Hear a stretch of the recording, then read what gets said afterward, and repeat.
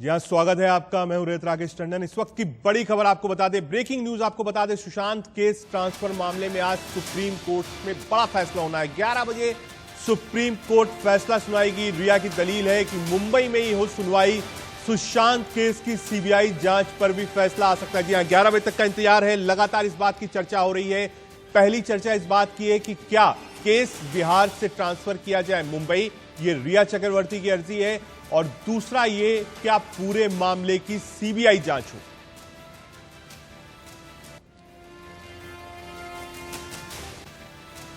बड़ी खबर आपको बता दें, 11 बजे सुप्रीम कोर्ट फैसला सुनाएगी। दो बड़ी चीजें हैं। पहला, क्या जो एफआईआर बिहार में लिखी गई है उसको मुंबई ट्रांसफर कर दिया जाए। रिया चक्रवर्ती बिहार पुलिस के द्वारा इन्वेस्टिगेशन नहीं चाहती हैं। उन्होंने अर्जी लगाई थी कि यह सारा मामला मुंबई का है, मुंबई में ही इसकी जांच हो। आइए आपको सुनवाते हैं कि बिहार के डीजीपी गुप्तेश्वर पांडे का क्या कहना है इस पूरे मामले पर।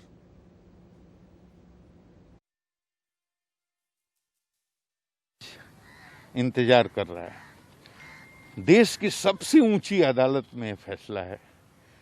ये फैसला आ जाने दीजिए, उसके बाद ही हम बोलेंगे। लेकिन पूरा देश, 130 करोड़ आबादी आज इंतजार। मुझे तो शुरू से लगता है कि इंसाफ मिलेगा। गुप्तेश्वर पांडे को आपने सुना। अब सुप्रीम कोर्ट 11 बजे तक अपना फैसला सुना सकते हैं। हम सीधे चलते हैं आशीष सिन्हा के पास, जो हमसे लाइव जुड़ गए। आशीष, मेरिट ऑफ द केस क्या है? उम्मीद आपको क्या है? क्या मामला मुंबई ट्रांसफर हो जाएगा?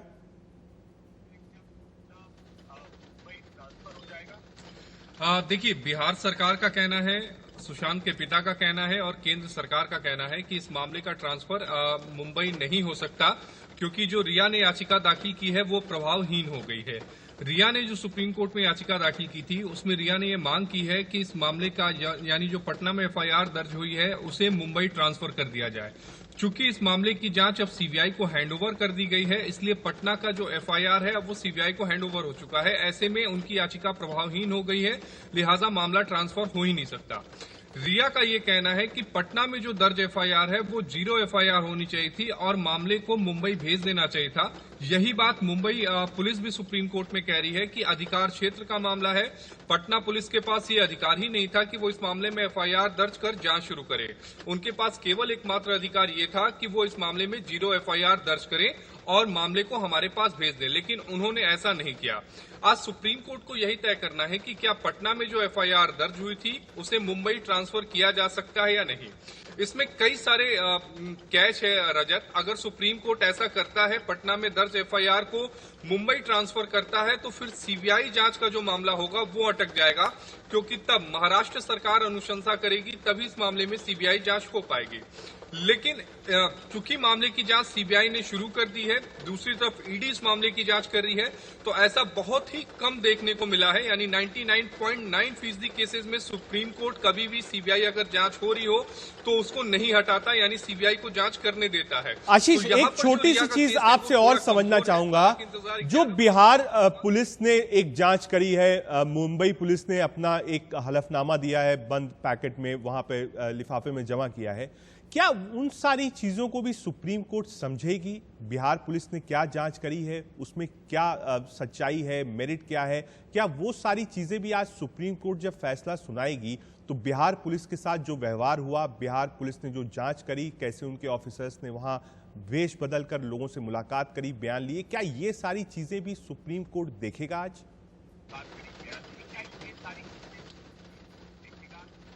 रजत, इस बात को हमें समझना होगा कि मुंबई में कोई एफआईआर दर्ज अभी तक नहीं हुई है। मुंबई पुलिस ने इस मामले में कोई एफआईआर दर्ज नहीं की है और उन्होंने 56 जो गवाह हैं उनके बयानों को सुप्रीम कोर्ट में साइट किया था। उन्होंने एक सील कवर लिफाफे में अपनी स्टेटस रिपोर्ट सुप्रीम कोर्ट को सौंपी थी, जिसका सीबीआई ने पुरजोर विरोध किया था। सीबीआई ने यह कहा था कि जब इस मामले में मुंबई पुलिस ने एफआईआर दर्ज ही नहीं की तो इस मामले में जांच किस बात की मुंबई पुलिस कर रही है। और मुंबई पुलिस जो है, बिहार सरकार ने आरोप लगाया था कि मुंबई पुलिस आखिर किसको बचाने की कोशिश कर रही है, राजनीतिक दबाव में काम कर रही है। तो ये मामला जितना कानूनी है उससे कहीं ज्यादा अब ये मामला राजनीतिक तूल पकड़ चुका है। तो राजनीतिक हो गया। आशीष, अभिषेक भी मेरे साथ जुड़ गए हैं मुंबई से। अभिषेक के पास चलते हैं। अभिषेक, हमने लगातार देखा कि महाराष्ट्र सरकार और खासतौर से एनसीपी कोटे से वहां के गृह मंत्री देशमुख साहब बार बार कह रहे थे कि सीबीआई जांच की कोई जरूरत नहीं है, लेकिन हमने हाल ही में यह देखा कि एक फूट भी दिखाई पड़ी सरकार में।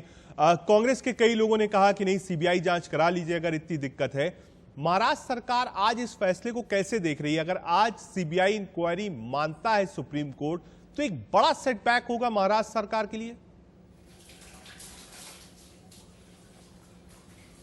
बिल्कुल सही कह रहा था आपने, और बहुत बड़ा कैसे सेटबैक होगा। और कह सकते हैं कि महाराष्ट्र का जो राजनीतिक संकट है वह कह सकते हैं शिवसेना के लिए, जो तीनों पार्टियों सरकार महाराष्ट्र में चल रही है उनके लिए बड़ा संकट पैदा करेगा, क्योंकि इसी से कह सकते हैं महाराष्ट्र की भविष्य तय किया जाएगा। क्योंकि कहीं न कहीं देखिए, आप सही कहा आपने, कांग्रेस अलग थलग पड़ी हुई, कांग्रेस के नेता, तमाम नेताओं ने, जो मंत्री है खासतौर से इस पूरे मंत्रिमंडल में, उन्होंने आकर सामने बयान दिया कि अगर लगता है कि सरकार को किस पर मामले की जांच सीबीआई से करनी चाहिए, सीबीआई से करना चाहिए, हमें कोई आपत्ति नहीं है। अब तक देखिए सुर के बदले हुए हैं रजत इस पर मामले पर सरकार के, और उन्हें लग रहा है कि मामला सीबीआई को चला जाएगा, उनकी पूरी भद पिटने वाली है, कहीं उनकी बदनामी होने वाली है। इसलिए हर कोई अपने अपने बयान को तोड़ मरोड़ कर अपने हिसाब से पेश कर रहा है। लेकिन यह बात तो सच है, पिछले अगर 65-66 दिनों की बात करें तो लगातार मुंबई पुलिस, महाराष्ट्र सरकार कहीं न कहीं सुशांत मामले में फेल साबित हुई है।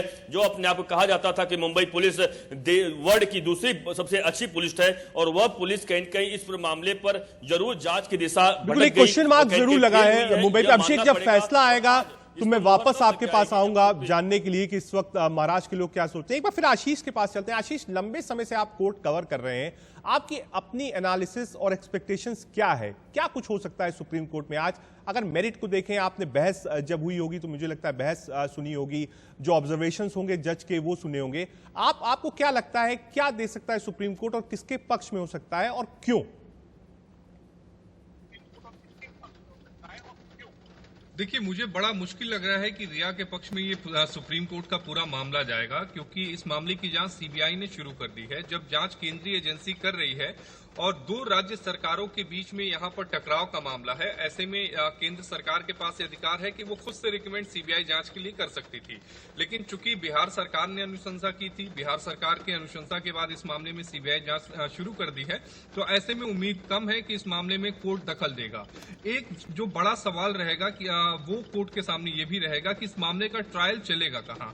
अगर कोर्ट कुछ हद तक रिया या फिर मुंबई पुलिस की बात पे सहमत भी होती है, तो इस मामले का ट्रायल हो सकता है, यानी जो केस जो कोर्ट में सुनवाई चलेगी निचली अदालत में, वो मुंबई की सीबीआई की विशेष अदालत में चल सकती है। एक बीच का रास्ता कोर्ट ये निकाल सकता है।